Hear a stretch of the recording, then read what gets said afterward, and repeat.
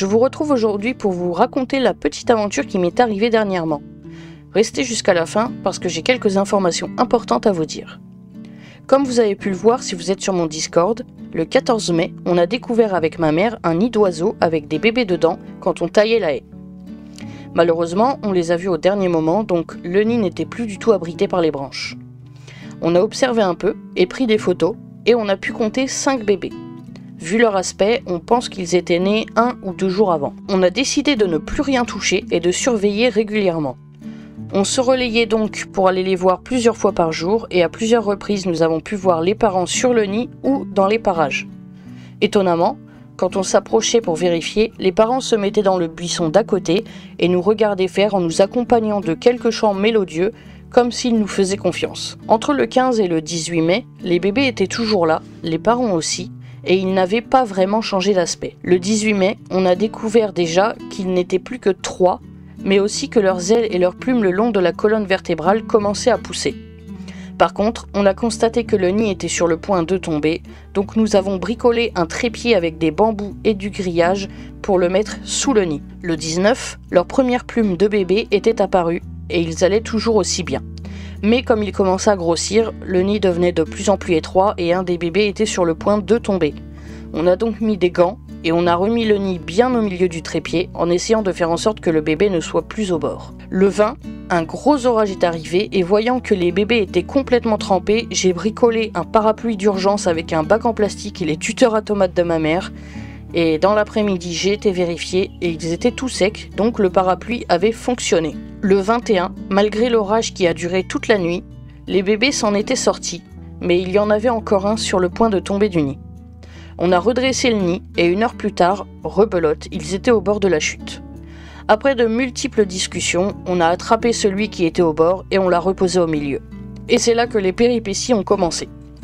Quand on l'a reposé sur le nid, le piou-piou le plus développé a décidé de sauter du nid et les 2 autres ont sauté aussi. On a donc essayé pendant 20 minutes de les rattraper et on a réussi à les reposer dans le nid. Le problème, c'est qu'ils ont recommencé et cette fois-ci, on a appelé mon frère pour qu'il bricole un nichoir en urgence pour mettre le nid et les bébés dedans. Pendant qu'il terminait le nichoir, on a réussi avec ma mère à les rattraper et je les ai gardés dans mes mains collés à ma peau comme on met un nouveau-né sur la peau de la maman pour qu'il n'ait pas froid. Une fois le nichoir installé, on a mis le nid dedans et on y a installé les piou-piou. Je vous laisse imaginer la suite. Ils ont ressauté et nous revoilà partis à courir partout pour les attraper. Cette fois-ci, nous les avons mis dans une petite cage à oiseaux, le temps de réfléchir à une solution. Le but étant de faire en sorte que les parents puissent encore venir les nourrir sans que les bébés ne soient en danger. Et là, une idée m'est venue. Les fenêtres de l'étage sont à environ 7 mètres du sol.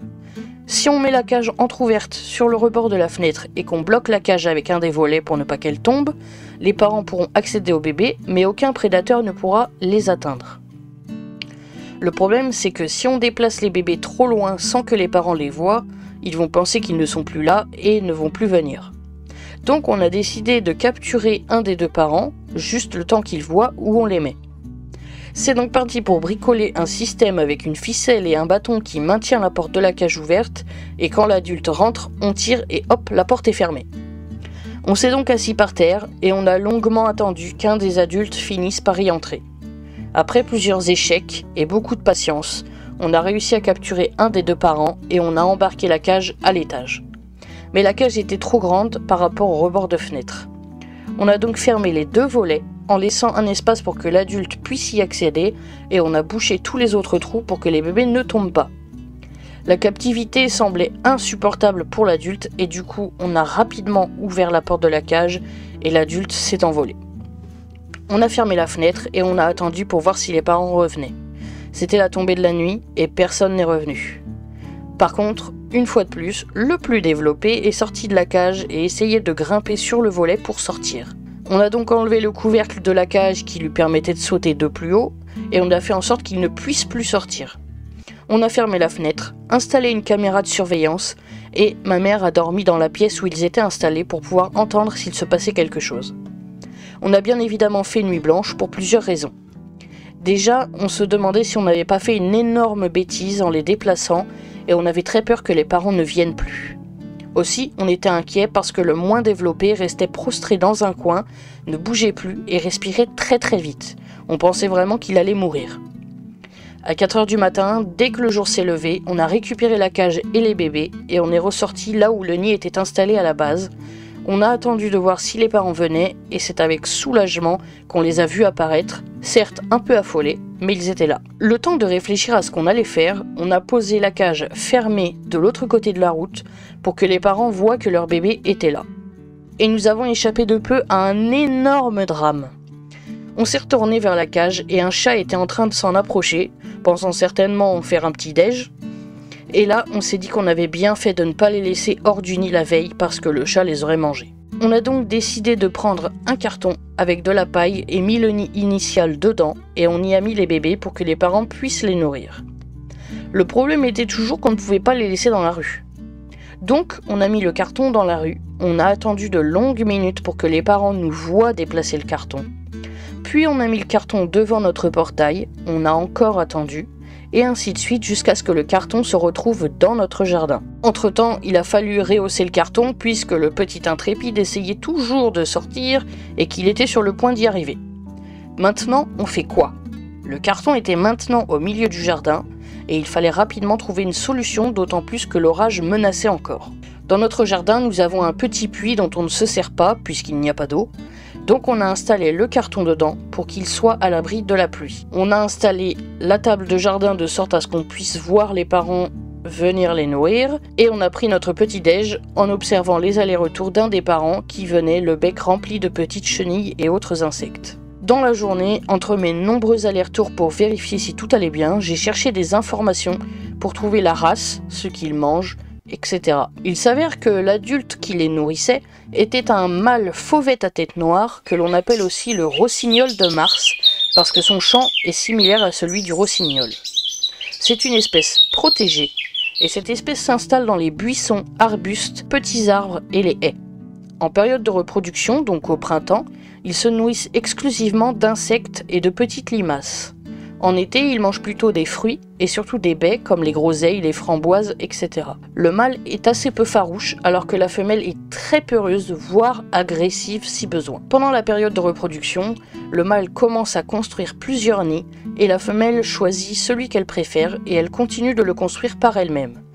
Une fois les œufs pondus, le mâle et la femelle se relayent pour les couver et quand les bébés sont là, les deux parents s'occupent de les nourrir. Après les avoir longuement observés, on a pu constater que, pour notre situation, c'était exclusivement le mâle qui les nourrissait. La femelle avait certainement peur de nous, donc elle n'osait pas s'approcher. Revenons à notre histoire. Le soir, il faisait très froid, et sachant que les parents étaient revenus la veille, on a décidé de récupérer le carton et de mettre les bébés au chaud pour la nuit. Encore une fois, on se posait 1001 questions. Est-ce que c'est pas la foi de trop? Est-ce qu'il va revenir? Comment on fait s'il revient pas? En fait, on avait du mal à savoir si on faisait les bonnes actions et si on n'allait pas faire le pas de trop qui aurait fait que les parents les abandonnent. Donc on prenait des décisions ne sachant pas vraiment si ça allait fonctionner ou pas. Je pense qu'il est inutile de le préciser, mais au cas où je le précise, si jamais les parents n'étaient pas revenus le lendemain, si les bébés avaient été abandonnés, on s'en serait bien évidemment occupé. Ça va sans dire qu'on ne les aurait pas abandonnés nous aussi. Surtout que ça aurait été à cause de nous si ils les avaient abandonnés. Donc voilà, je préfère vous le dire tout de suite. Bien évidemment, on s'en serait occupé si ça avait été le cas. Une fois de plus, à 4 heures du matin, on a sorti le carton et on a été très surprise d'entendre le papa nous accueillir avec son superbe chant. On a vite installé le carton dans le puits et là, la pluie s'est abattue sur nous.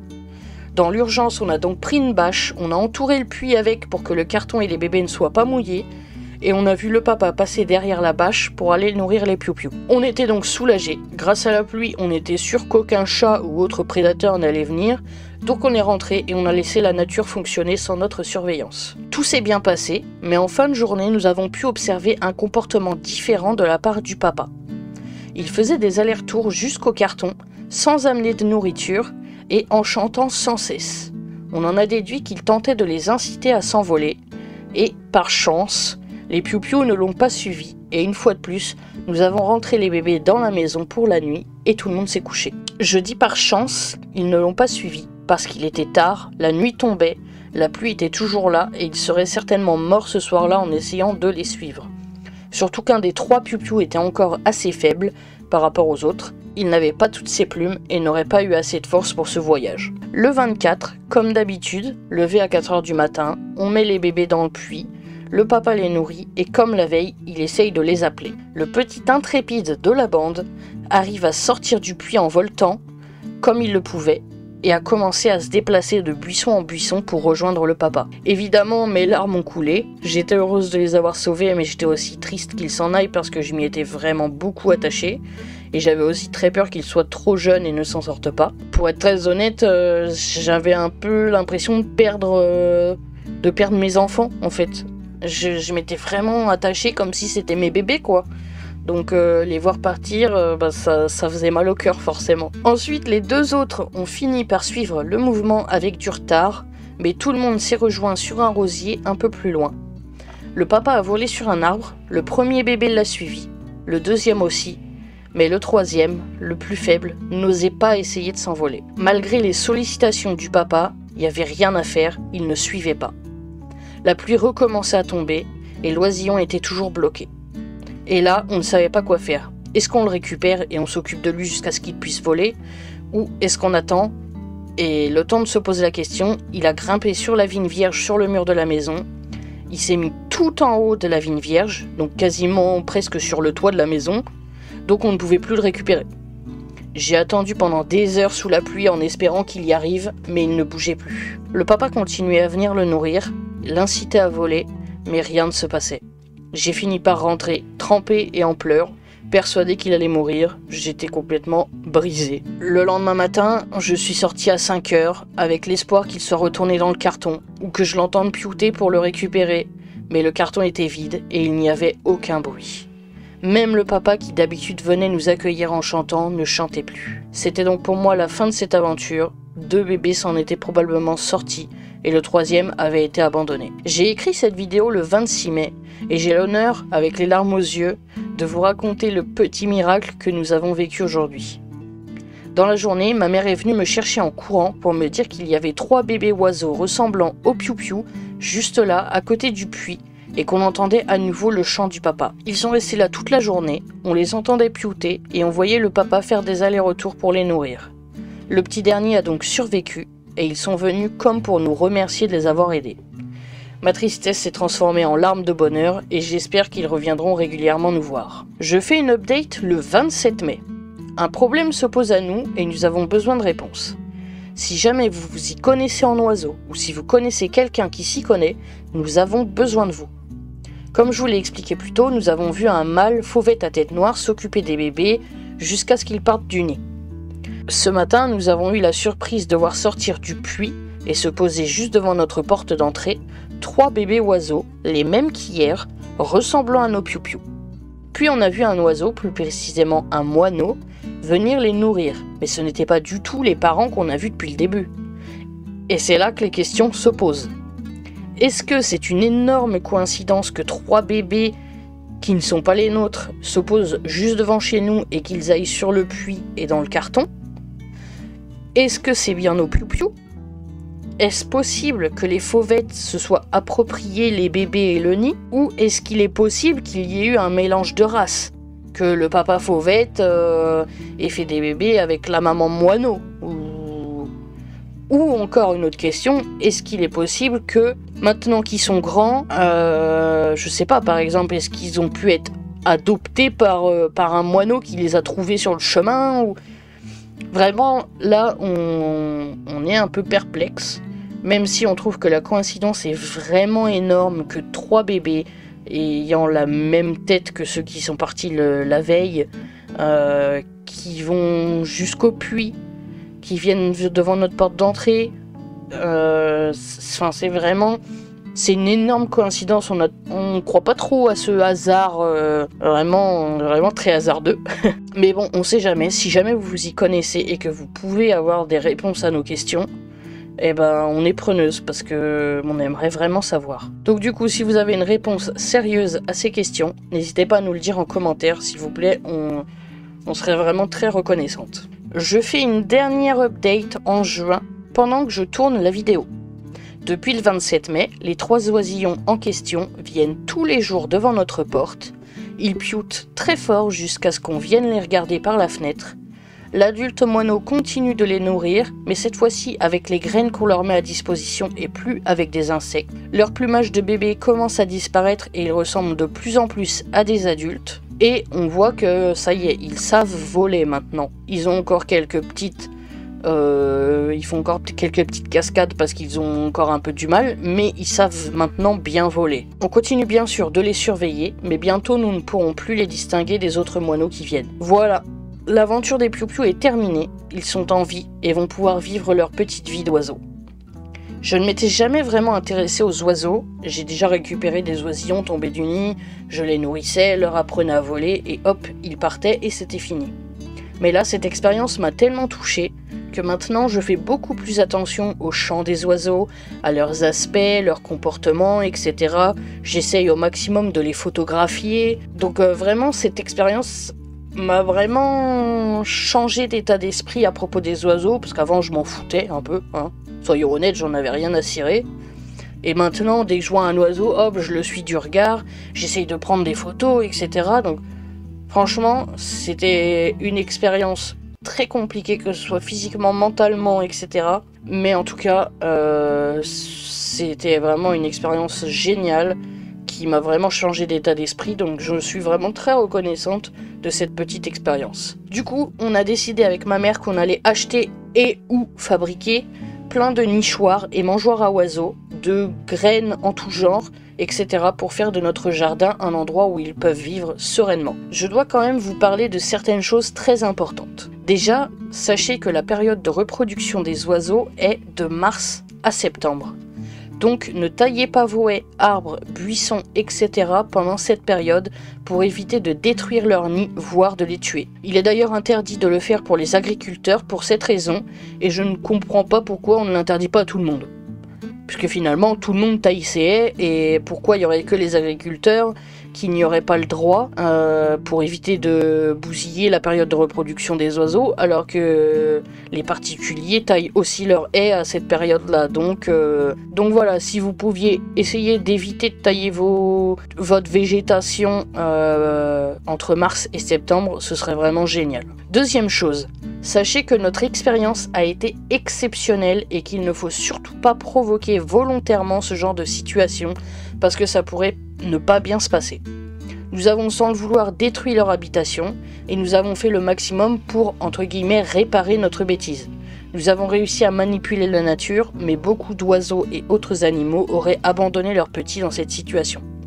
On a eu énormément de chance, mais ça aurait pu très mal tourner. Si vous voulez, on a fait un peu un coup de poker. On prenait des décisions, on n'était jamais sûr que ça allait fonctionner. On prévoyait avant de faire ce qu'on avait pris comme décision, on prévoyait si ça se passe mal, qu'est-ce qu'on fait. On prévoit admettons, les parents les abandonnent, on avait déjà préparé une petite cage, etc. pour les accueillir. Si jamais le lendemain matin, il n'y avait pas de parents ou quoi que ce soit, on avait coupé des petits morceaux de fruits pour le lendemain, si jamais, pareil, personne voulait les nourrir, etc. C'est pas des décisions à prendre à la légère. On y réfléchissait pendant de très très très longues minutes avant de prendre une décision, parce que manipuler la nature, ça peut marcher comme ça ne peut pas marcher. Donc c'est vraiment, il faut prendre énormément de précautions dans ce genre de situation. Si jamais vous souhaitez faire en sorte que votre jardin ou votre balcon soit un lieu d'accueil pour les oiseaux, je vous mets des liens dans la description qui vous expliqueront les marches à suivre, mais aussi un lien avec des plans pour fabriquer vous-même des nichoirs si ça vous intéresse, etc. Pour finir, sachez que je suis très heureuse d'avoir vécu cette belle expérience, mais je suis aussi très fière d'avoir permis à ces petits oisillons de survivre. N'oubliez pas qu'on passe notre temps à détériorer la nature pour notre propre confort, alors si on peut les aider du mieux qu'on peut, n'hésitons pas. J'espère que l'aventure des Piou-Piou vous a plu. Si c'est le cas, n'hésitez pas à liker la vidéo et à me le dire en commentaire. On se retrouve très bientôt pour une nouvelle vidéo et n'oubliez pas, abonnez-vous. À bientôt, bisous!